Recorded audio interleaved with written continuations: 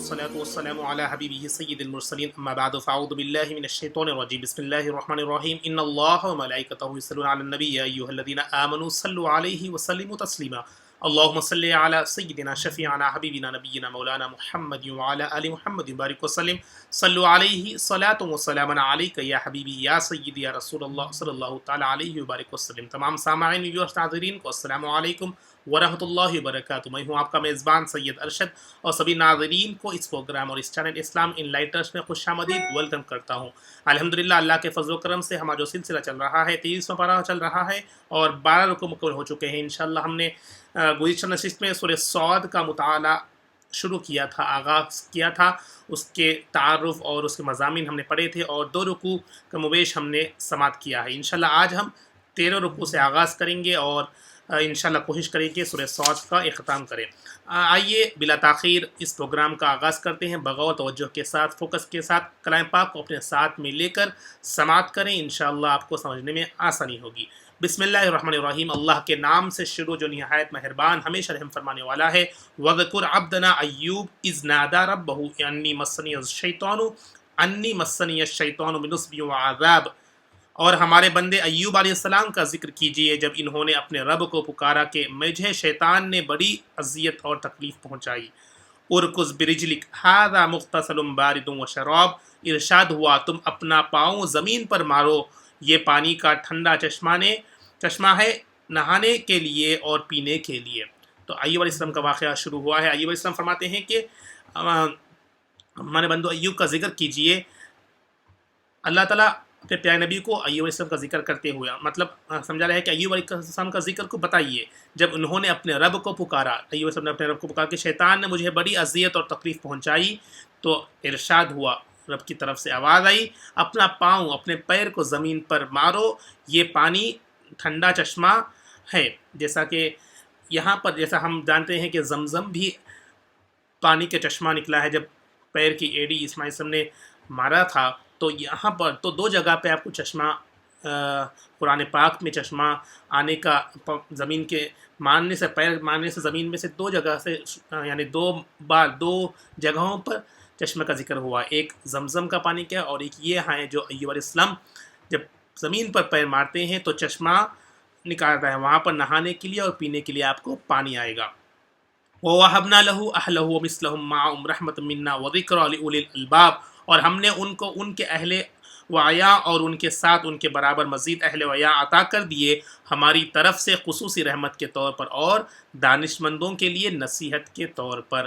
وَخُذْ بِيَدِكَ ضِغْثًا فَاضْرِب بِّهِ وَلَا تَحْنَثْ إِنَّا وَجَدْنَاهُ صَابِرًا نِعْمَ الْعَبْدُ إِنَّهُ أَوَّابٌ، اے ایوب تم اپنے ہاتھ میں 100 تنگوں کی جھاڑو پکڑ لو اور اپنی قسم پوری کرنے کے لیے اس سے ایک بار اپنی زوجہ کو مارو اور قسم نہ توڑو۔ یعنی ایک واقعہ ہے جو آپ نے قسم کیا تھا تو اس 100 کوڑوں کا، تو اس کا اللہ تعالیٰ اس کا ایک مطلب اس کا ایک حل بتاتے ہیں کہ 100 یعنی اب جھاڑو کی جو لکڑیاں ہوتے ہیں اس کو 100 جمع کر کے اس کو پکڑ کر اپنے بیوی کو مارو تاکہ آپ کی قسم پوری ہو جائے اور قسم نہ توڑے، بے شک ہم نے اسے ثابت قدم پایا۔ ایوب علیہ السلام نے کیا خوب بندہ تھا، بے شک وہ ہماری طرف بہت رجوع کرنے والا تھا۔ بے شک آپ جانتے ہیں کہ ایوب علیہ السلام کو آپ ایسے نبی تھے جو صبر کے بے مثال تھے۔ آپ کو کیڑوں نے ایک آزمائش میں اللہ تعالیٰ کے اپنے زمین سے کیڑے نکلتے تھے اور بہت عجیب منظر تھا وہ، مگر اب ان کی بیوی بھی ان کے ساتھ دیتی تھی ہمیشہ۔ تو یہ ایوب علیہ السلام پر آزمائش ہوئی، ہر ایک انبیاء کرام پر کچھ نہ کچھ آزمائش آئی ہے جو وہ لوگ اس پر اترے ہیں اور آپ نے صابروں میں پایا ان کو۔ آزمائش میں رہ کر آپ نے اللہ تعالیٰ کے اس حکم کو مانا ہے، ہر چیز اللہ کے حکم پر فالو ہے، کوئی گلا شکوہ نہیں کرے۔ تو یہاں پر ایوب علیہ السلام بتایا کہ آپ اے بندو آپ ثابت قدم میں سے پائے ہیں۔ ایوب علیہ السلام کا کیا خوب بندہ تھا، بے شک وہ ہماری طرف بہت رجوع کرنے والا تھا۔ وَاذْكُرْ عِبَادَنَا إِبْرَاهِيمَ وَإِسْحَاقَ وَيَعْقُوبَ أُولِي الْأَيْدِي وَالْأَبْصَارِ، اور ہمارے بندوں ابراہیم اور اسحاق اور یعقوب علیہ السلام کا ذکر کیجئے جو بڑی قوت والے اور نظر والے تھے۔ إِنَّا أَخْلَصْنَاهُمْ بِخَالِصَةٍ ذِكْرَى الدَّارِ، بے شک ہم نے ان کو آخرت کے گھر کی یاد کی قصرت کی وجہ سے چن لیا تھا۔ وَإِنَّهُمْ عِندَنَا لَمِنَ الْمُصْطَفَيْنِ الْأَخْيَارِ، اور بے شک وہ ہمارے حضور بڑے منتخب و برگزیدہ اور پسندیدہ بندوں میں سے تھے۔ وَاذْكُرْ اسماعیل وَالْيَسْعَ وَذَا كُلٌّ مِّنَ الْأَخْيَارِ، اور آپ اسماعیل اور یسع اور ذوالکفل علیہ السلام کا بھی ذکر کیجئے، اور وہ سارے کے سارے چنے ہوئے لوگوں میں سے تھے۔ ھذا ذکر وَإِنَّ لِلْمُتَّقِينَ لَحُسْنَ مآب، اور یہ وہ ذکر ہے جس کا بیان اس صورت کی پہلی آیت میں ہے، اور بے شک اس صورت کی پہلی آیت میں ہے، اور بے شک ہم پرہیزگاروں کے لیے عمدہ ٹھکانہ ہے۔ تو اللہ تعالیٰ فرما رہا ہے تمام چیزیں اپنے پیارے نبی کو سمجھا کر تسکین دے رہے ہیں کہ آپ سمجھائیے ان انبیاء کرام کے بارے میں، سمجھائیے ان انبیاء کرام کے بارے میں کہ کس طرح وہ صبر کرتے تھے، کس طرح وہ اللہ کی طرف رجوع ہوتے تھے۔ جنات عدن مفتحۃ لہم الابواب، جو دائمی اقامت کے لیے باغات عدن ہیں جن کے دروازے ان کے لیے کھلے ہوئے ہوں گے۔ متکئین فیہا یدعون فیہا بفاکہۃ کثیرۃ وشراب، وہ اس میں مسنود تکیے لگائے، مسند یعنی تکیے لگائے ٹیک لگائے بیٹھے ہوں گے، اور اس میں وقفے وقفے سے بہت سے عمدہ پھل اور میوے اور لذیذ شربت طلب کرتے رہیں گے۔ یہ جنت کا وہاں پر منظر اللہ تعالیٰ بشاتے بتا رہے ہیں۔ وَعِندَهُمْ قَاصِرَةُ الطَّرْفِ وَأَتْرَابُ، وَعِندَهُمْ قَاصِرَةُ الطَّرْفِ وَأَتْرَابُ، اور ان کے پاس نیچی نگاہوں والی باحیا ہم عمر حوریں ہوں گی۔ ھذا ما توعدون لیوم الحساب، یہ وہ نعمتیں ہیں جن کا روز حساب کے لیے تم سے وعدہ کیا جاتا ہے۔ ان ھذا لرزقنا ما له من نفاد، بے شک یہ ہماری بخشش ہے، اسے کبھی بھی ختم نہیں ہونا۔ ھذا وَإِنَّ لِلطَّاغِينَ لَشَرَّ مآب، یہ تو مومنوں کے لیے ہے، اور بے شک سرکشی کے لیے بہت ہی بڑا ٹھکانہ، بہت ہی برا ٹھکانہ ہے۔ جو متقی پرہیزگار ہیں ان کے لیے وہ بشارت ہے، اور جو سرکشی کرنے والے ہیں، جو نافرمان ہیں، ان کے لیے بہت ہی برا ٹھکانہ ہے۔ جہنم یصلونہا فبئس المہاد، وہ کیا ہے اب سمجھ فرمائیے، وہ دوزخ ہے، اس میں سے وہ داخل ہوں گے، سو بہت ہی برا بچھونا ہے۔ ھذا فلیذوقوہ حمیم وغساق، یہ عذاب ہے پس انہیں یہ چکھانا چاہیے، کھولتا ہوا پانی ہے اور پیپ ہے۔ اللہ اکبر۔ وآخر من شکلہ ازواج، اور اسی شکل میں اور بھی طرح طرح کا عذاب ہے۔ ھذا فوج مفتحم معکم لا مرحبا بہم انہم صالوا النار، دوزخ کے داروغے یا پہلے سے موجود جہنمی کہیں گے، یہ ایک اور فوج ہے جو تمہارے ساتھ جہنم میں گھستی چلی آ رہی ہے، انہیں کوئی خوش آمدید نہیں، بے شک وہ بھی دوزخ میں داخل ہونے والے ہیں۔ قالوا بل انتم لا مرحبا بکم انتم قدمتموہ لنا فبئس القرار، وہ آنے والے کہیں گے بلکہ تم ہی ہو کہ تمہیں کوئی فراخی نصیب نہ ہو، تم ہی نے یہ کفر اور عذاب ہمارے سامنے پیش کیا، سو یہ بری قرار گاہ ہے، یعنی بہت بری جگہ ہے۔ قالوا ربنا من قدم لنا ھذا فزدہ عذابا ضعفا فی النار، وہ کہیں گے اے ہمارے رب جس نے یہ کفر یا عذاب ہمارے لیے پیش کیا تھا اسے دوزخ میں 2 گنا عذاب بڑھا دے، جیسا کہ آپ نے پیچھے سنا۔ اب یہ ایک کے اوپر ڈالیں گے، وہ کہیں گے کہ یہ لوگوں نے ہمیں برے کاموں کی ترغیب دی تھی، آپ اس لیے ان کو دوزخ کا 2 گنا یعنی عذاب بڑھا دیں ان کے لیے۔ وہ لوگ وہاں پر ایک کے اوپر ایک یعنی نقطہ چینی کرنا شروع کریں گے۔ وقالوا ما لنا لا نرى رجالا كنا نعدهم من الاشرار، اور وہ کہیں گے ہمیں کیا ہو گیا ہے، ہم ان اشخاص کو یہاں نہیں دیکھتے جنہیں ہم برے لوگوں میں شمار کرتے تھے۔ اب وہاں پر کہتے ہیں کہ ہم جس کو برے کہتے تھے وہ لوگ یہاں پر کیوں نہیں دکھتے، ہم ان لوگوں کو یہاں پر کیوں نہیں موجود پا رہے۔ اتخذناہم سخریا ام زاغت عنہم الابصار، کیا ہم ان کا ناحق مذاق اڑاتے تھے یا ہماری آنکھیں انہیں پہچاننے سے چوک گئی تھی۔ یہ عمار، خباب، صہیب بلال اور سلمان رضی اللہ عنہ جیسے فقراء اور درویش تھے۔ کفار وہاں پر صحابہ کرام کو برا کہتے تھے، مذاق اڑاتے تھے۔ اب وہاں پر جب عذاب ان پر آ گیا ہے تو وہ کہتے ہیں کہ کہاں ہے یہ عذاب، کہاں گیا ہے وہ عذاب، نہیں دکھ رہا ہے، کہاں پر وہ لوگ نہیں موجود آ رہے ہیں جنہیں ہم دنیا میں وہاں پر دیکھ کر انہیں ہم مذاق اڑاتے تھے، کہاں ہے وہ سب۔ چند صحابہ کا نام بتایا گیا ہے، یہ سب تو درویش فقراء تھے، مطلب نیک لوگ تھے، مگر ان کی نظر میں وہ لوگ برے دکھتے تھے، تو وہاں پر وہ لوگ تلاش کر رہے ہیں ان کو۔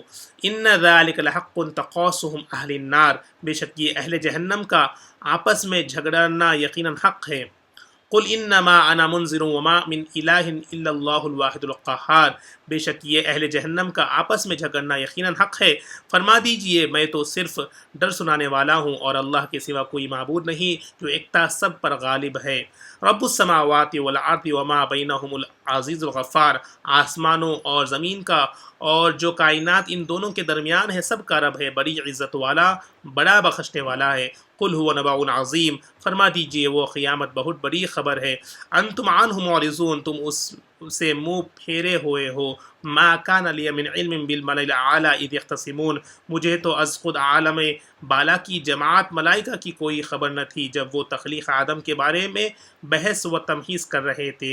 ان یوحا الی الا انما انا نذیر مبین، مجھے تو اللہ کی طرف سے وحی کی جاتی ہے مگر یہ کہ میں صاف صاف ڈر سنانے والا ہوں۔ اذ قال ربک للملائکۃ انی خالق بشرا من طین، وہ وقت یاد کیجئے جب آپ کے رب نے فرشتوں سے فرمایا کہ میں گیلی مٹی سے ایک پیکر بشریت پیدا فرمانے والا ہوں۔ فَإِذَا سَوَّيْتُهُ وَنَفَخْتُ فِيهِ مِن رُوحِي فَقَعُوا لَهُ سَاجِدِينَ، پھر جب میں اس سے ظاہر کو درست کر لوں اور اس کے باطن میں اپنی نورانی روح پھونک دوں تو تم اس کی تعظیم کے لیے سجدہ کرتے ہوئے گر پڑنا۔ تو یہ واقعہ آپ بار بار سنے، پہلے پارے میں بھی آیا ہے کہ جب آدم علیہ السلام کو تخلیق کی جاتی ہے تو گیلی مٹی سے، تو فرشتوں کو حکم دیا جاتا ہے کہ آپ سجدہ ریز ہو جاؤ، جب ان میں باطن کو اور ظاہر کو تیار کروں، اس میں اپنا نور کو پھونکوں، تو اب تعظیم کے لیے اب اپنے ان کے سامنے سر کو جھکانا، سجدہ ریز ہو جانا۔ فسجد الملائکۃ کلھم اجمعون، پس سب کے سب فرشتوں نے بلا جمع سجدہ کیا، الا ابلیس استکبر وکان من الکافرین، اور سوائے ابلیس کے اس نے شان نبوت کے سامنے تکبر کیا اور کافروں میں سے ہو گیا۔ قال یا ابلیس ما منعک ان تسجد لما خلقت بیدی استکبرت ام کنت من العالین، اللہ نے ارشاد فرمایا اے ابلیس تجھے کس نے اس ہستی کو سجدہ کرنے سے روکا ہے جسے میں نے خود اپنے درست دستے کرم سے بنایا ہے، کیا تو نے اس سے تکبر کیا تو بزم خواہش میں بلند رتبہ بنا ہوا تھا۔ قال انا خیر منہ خلقتنی من نار وخلقتہ من طین، اس نے نبی کے ساتھ اپنا موازنہ کرتے ہوئے، ہم برابری کرتے ہوئے کہا کہ میں اس سے بہتر ہوں، کیوں تو نے مجھے آگ سے بنایا ہے اور تو نے اسے مٹی سے بنایا ہے۔ یہ تکبر غرور ابلیس نے کیا ہے۔ تو یہاں پر بھی تکبر کا جو آج لوگ کرتے ہیں تو غور کریں کہ ابلیس کی صفت ہے تکبر غرور کرنا، کہ مجھے آگ سے بنایا گیا، تو نے اس کو مٹی سے بنایا ہے، مگر بنانے والا کون ہے، حکم دینے والا کون ہے، وہ نہیں غور کرے، کس کا حکم ہے، اللہ کا حکم ہے۔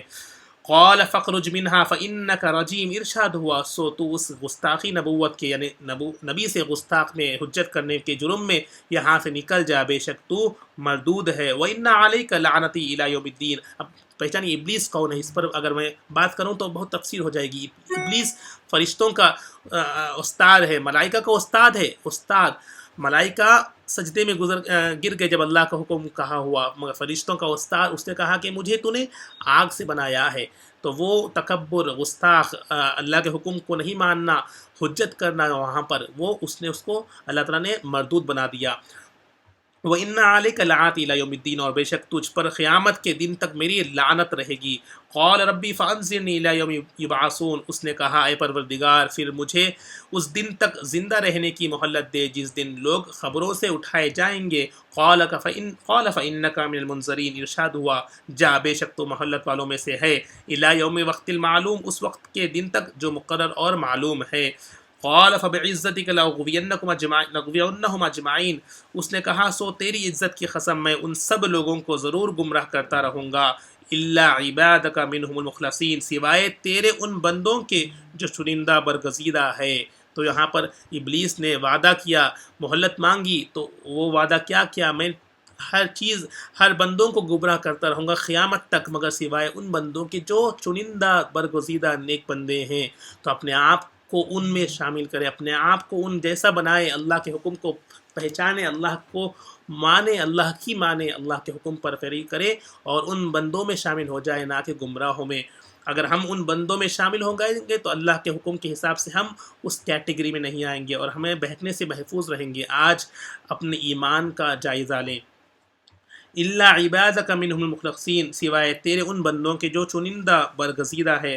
قال فالحق والحق اقول، ارشاد ہوا پس حق یہ ہے کہ اور میں حق ہی کہتا ہوں، لأملأن جہنم منک وممن تبعک منہم اجمعین، کہ میں تجھ سے اور جو لوگ تیری گستاخانہ سوچ کی پیروی کریں گے ان سب سے دوزخ کو بھر دوں گا۔ اللہ فرما رہا ہے قل ما اسألکم علیہ من اجر وما انا من المتکلفین، فرما دیجئے میں تم سے اسے حق کی تبلیغ پر کوئی معاوضہ طلب نہیں کرتا اور نہ میں تکلف کرنے والوں میں سے ہوں۔ ان ہوا الا ذکر للعالمین، یہ قرآن تو سارے جہاں والوں کے لیے نصیحت ہی ہے۔ ان ہوا الا ذکر للعالمین، یہ کلام پاک تو تمام سارے جہاں والوں کے لیے نصیحت ہی ہے۔